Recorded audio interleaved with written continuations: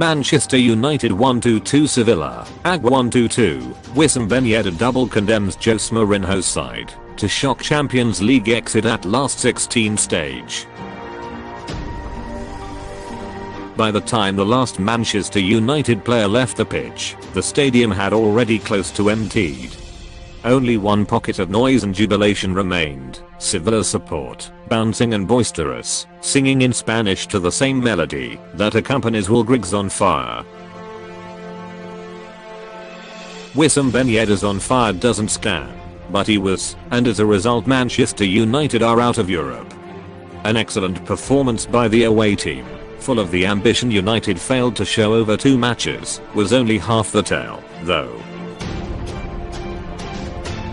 It is well known that a 0-2 first leg is a dangerous score, but it is not as dangerous as United made it look on Tuesday night with a performance lacking in all the qualities that once made them such a force in this competition, a club that won it twice under Sir Alex Ferguson and often went deep. Manchester United haven't travelled beyond this stage since 2014 and didn't really look like doing it on Tuesday night either. If Sevilla could have found their range earlier, this tie would not have taken so long to conclude, as it was the addition of Ben Yedder, a striker ejected by West Ham for being too small, apparently, changed the game. He has been Sevilla's top scorer in Europe this season, but has not started either game against United. Once introduced in the 72nd minute, however, he gave Sevilla a momentum and impetus United did not demonstrate in 3 hours of knockout football. Sevilla got what they deserved, United too. The numbers show the perils of 0-2 for the team at home in the second leg. In 70% of Champions League matches a club in Manchester United's position has gone out. Jose Mourinho picked a midfield in Miralem Fellaini and Nemanja Matic that lacked creation, and those farther forward, Alexis Sanchez and Jesse Lingard, could not get into the game. It was crying out for Juan Mata, but by the time he was introduced the tie was as good as over. He made a goal for Romelu Lukaku, but by then there were 7 minutes remaining, and United needed 2 more. Meanwhile, the noise around Old Trafford was telling its own tale. The stunned silence when the goals went in, the frustration of the boos at the end. This was a long way from what was expected, and a longer way from what was good enough. This was an uninspired cautious display that ended in humiliation on their home turf. It exposed the limitations of this team, certainly their limitations, if sent out to play in such an unimaginative way. Marcus Rashford, alone, and even then only sporadically, showed the determination to run at the Sevilla defense, to challenge them in wide positions, to get in behind.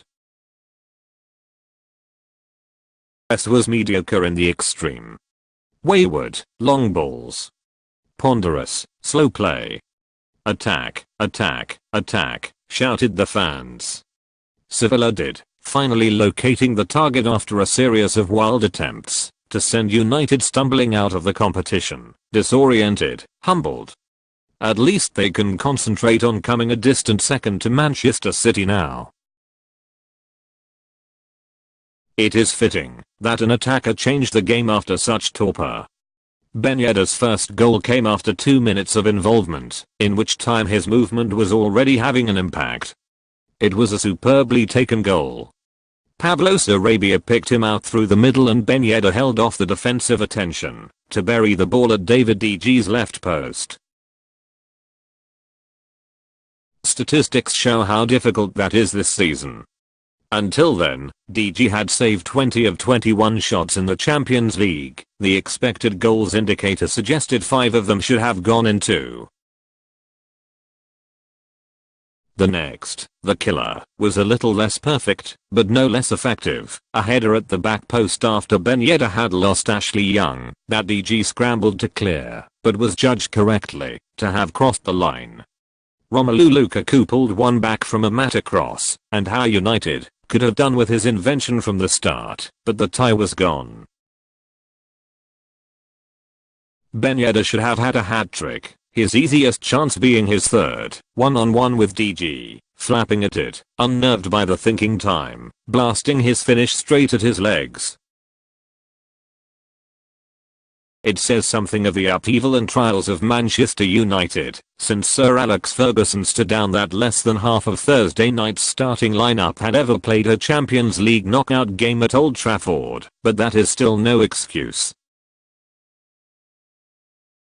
There is enough European experience in players like Sanchez, Matic, and, later, Pogba to have seen United through against a team currently sitting 5th in La Liga, 11 points shy of the Champions League qualification places.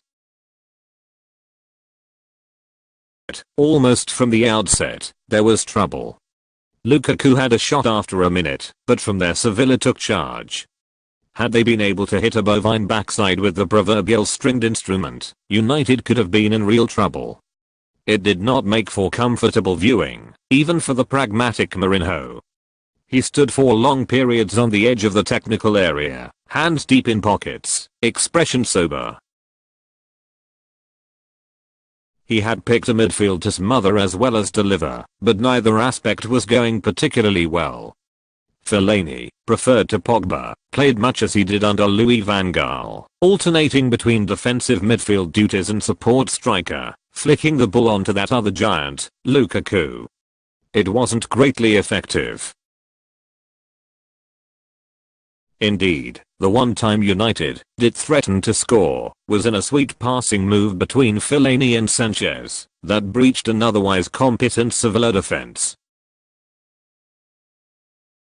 That came in the 38th minute, Fellaini feeding Sanchez and getting the ball on the return before forcing an excellent save from Sergio Rico, cutting inside from the left. Lingard was frustrated by another save just after half-time, but, those moments aside, it was meager stuff.